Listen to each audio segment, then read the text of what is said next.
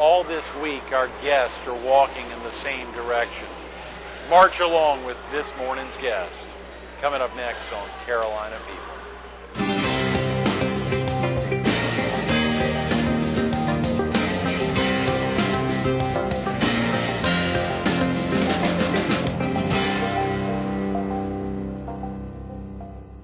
Good morning. Welcome to Carolina People. This morning we're at South Carolina's most visited attraction, Ripley's Aquarium. It's WalkAmerica week, and we're visiting with Coleen Shanley, the Community Director of the PD Division of the March of Dimes. Good morning, Coleen. Good morning, Greg. Thank you so much for coming in. Thank you for having me. So Ripley's Aquarium. I know, what about this place? It's a great place to come to. Isn't it amazing? Absolutely. It is such a blessing to get in here and to think about all the big walks coming up in the PD. Right. And throughout the Strand as well. But of course, over the month of April and into early May, a lot's going to be happening. There's a lot happening, absolutely, in a lot of communities across the country, actually.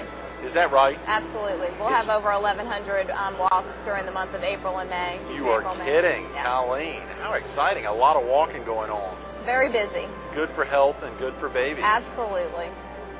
What are the biggest walks coming up? I mean, what's the big focus right now for you, and how do you begin preparing over the next month?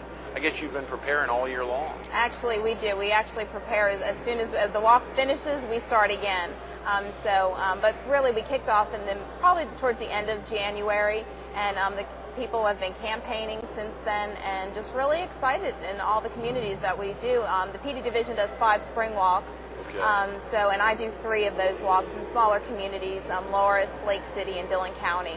And where are the other 2 walks in the PD Division in the spring? Horry County, Myrtle Beach area, as well as Georgetown. Good. Well, later this week, obviously, Linda Puckett will be with us tomorrow talking about the Forest Brook Walk, her school's walk, which will be held, I think, on Wednesday. Right. And then, of course, Dennis Wade, the former chair of the Horry County Walk for a couple of years, will be with us on Wednesday. Ryan Swain will be with us, I believe, on Thursday. And then Coach David Bennett for the Horry County WalkAmerica, the honorary chairman, will be with us this Friday. So a lot going on. A lot going on. You've got some great volunteers that really support the March of Dimes, and we're so blessed to have them. Oh, yeah, very definitely. Volunteers really help run the show, Coleen. That's who runs the show, Greg, in all honesty. I mean, we're staff people, we're staff liaisons, we're the helpers and the cheerleaders, but the people in the communities are really the ones that are making a huge difference in the lives of babies across the state. What about yourself, Coleen? Are you originally from the area? No, you probably might hear from my accent a little bit. No, I'm it sounds originally pretty from south. New Jersey, but I've actually been here about 12 years now, so I kind of consider this home, and a lot of family members live here as well, so I'm fortunate. What brought you to the Palmetto State? Oh my goodness, just the hospitality alone, the great weather, the beaches. In New Jersey, they're not the greatest of beaches, and I have to say that, but just really a wonderful mix of people, and just real sweet and very hospitable. Absolutely, sure. And of course, when you think about moving to another state, do you still have family in the New Jersey area, or any of them have come down here, followed you? A lot of them have come down here, actually. Some of them before I got here, but some of them still back in New Jersey. And it's a great time to go visit them in the fall when things are, real pretty up there. We don't really get that much fall weather and whatnot, and the colors and the changes of season. So that's usually when I like to go back to New Jersey. I'm surprised none of them have followed you down here, Coleen. Some of them have, but there's still a few back there. Right, right. Of course, when we think about walks and events for the March of Dimes, you all have events in the PD Division all year long. It's not just walks. Of course, you've got other big events. Right. We actually also do 2 fall walks, as well as the Signature Chef's Auction, which is one of my favorite. Right. And then the Real Estate Award that we actually just changed our name, so we'll be having a new name to that, and I'm excited about that as well. Yes, that's a big deal. And of course, when you see around the state those events that go on, of course, there's walks not only in the PD Division. Of course, when viewers hear the PD Division, what are the counties that are covered in the PD Division that you and Joe Fisher and all the volunteers are covering? Well, we actually cover, as I said, Horry County, Georgetown County, Loris, even though that's part of Horry County, Loris does their own walk. Right. Lake City, Dillon County, Marion County, and Marlborough County. So Is that right? We're all over the area. Wow. Does Florence itself do its own walk? Florence does do its own walk, and actually it was part of the PD division, but because that walk has grown so much, that actually is the Midlands division that handles that walk. Is that right? I wonder when theirs is held. You may not even know. Actually, theirs is held the same day I'm doing my Lake City walk on May 5th. Oh, on May 5. Son yes. of a gun. Yes. Well, that will be, of course, an exciting day, and I'm surprised I ought to check with them about making sure to highlight that event as well. Absolutely. May 5 is a big date. Of course, so many of our viewers in the PD are right there in Florence, but at the same time, obviously, today's an opportunity to highlight the 3 walks that you're intimately involved with. If there's a viewer in Lake City or a viewer in Dillon, for instance, or even a viewer in Loris, what could they do now? And let's go over those 3 dates, and what are some of the things they could do now to still be involved? Well, anybody can start at any time. It doesn't matter that we kicked off the walk officially in January. They can start at any time, and just, even go ask friends and family members. A great way to do some fundraising is through online fundraising, and they can just go on to walkamerica.org/South Carolina, and they can register right online and do their fundraising by sending emails to their friends and family, and that way it kind of gets a broad scope out to, they can be sending emails to South Dakota or to California, and it really gets the awareness out to so many more people. So, have you found the internet as a vehicle that a lot of walkers turn to? They do. It's a great way, like I said, to fundraise, and people don't have to worry about doing bake sales and doing yard sales and the other fun things that they like to do.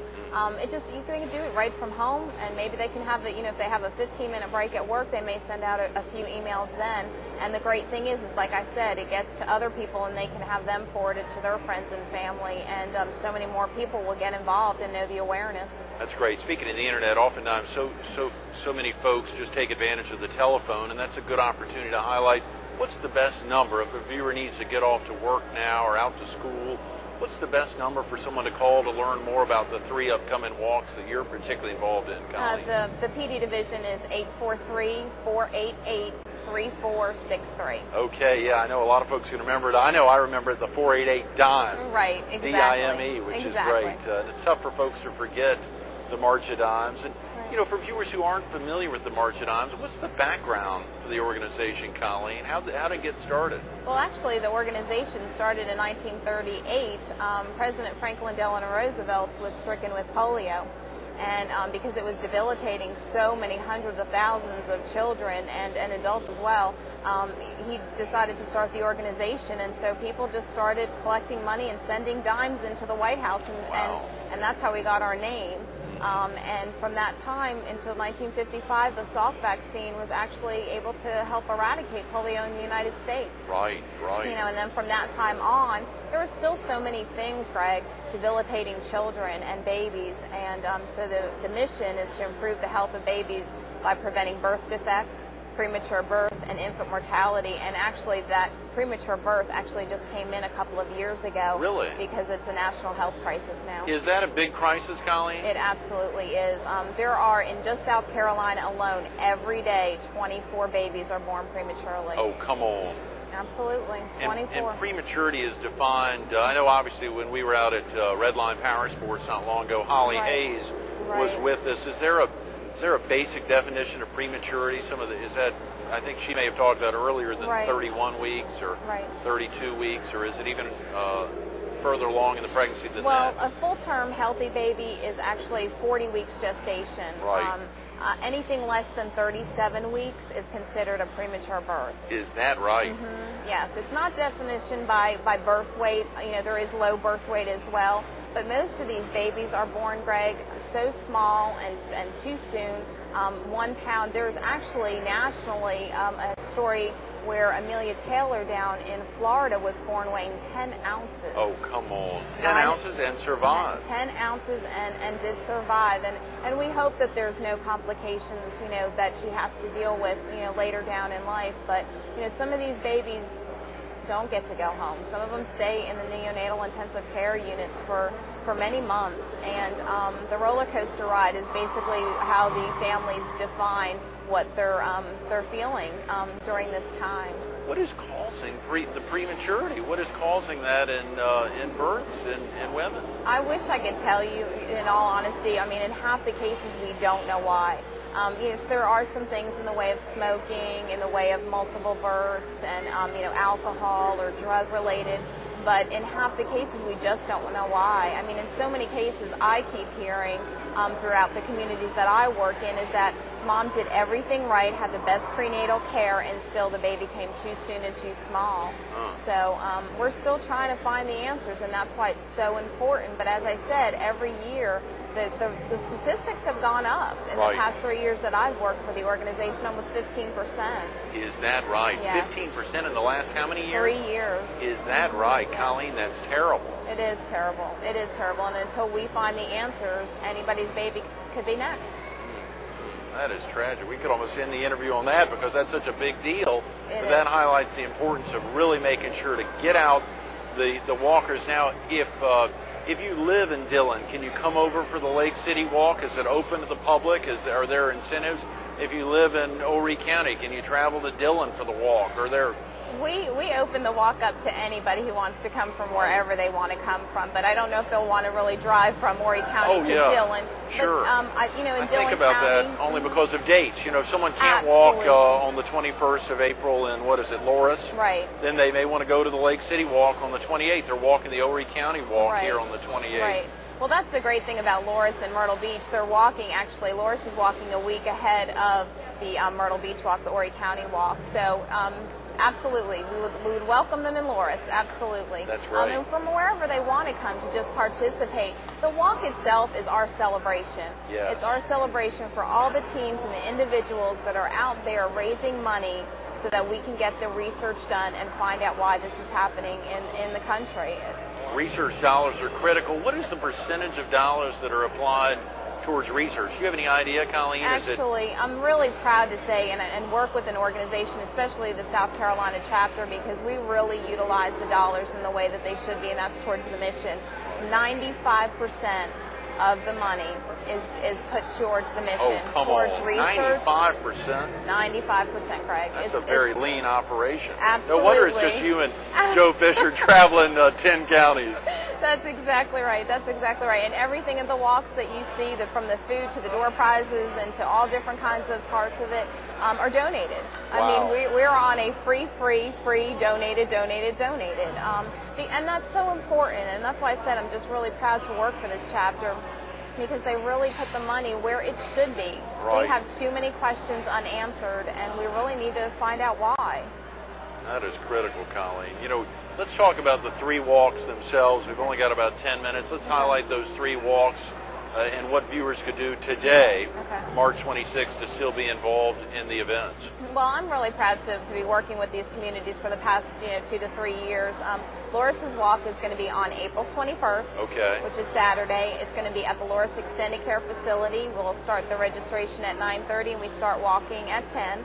And all of the walks actually do registration at 9:30 and start at 10. Is that right? Yes. Okay, all of the walks. All the walks that I'm going to mention. Horry County goes a little bit early because you have a much bigger participation and whatnot. So, but then we've got the next walk that'll be taking place is Dillon County, which is going to be on Saturday, April 28th, and that happens to be our National WalkAmerica Day. So Dillon County, along with Horry County, is going to be walking with hundreds of other counties and communities in the United States on that day. Okay. And then and that's going to be taking place at Dillon High School.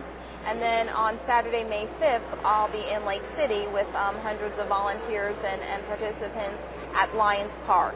Great.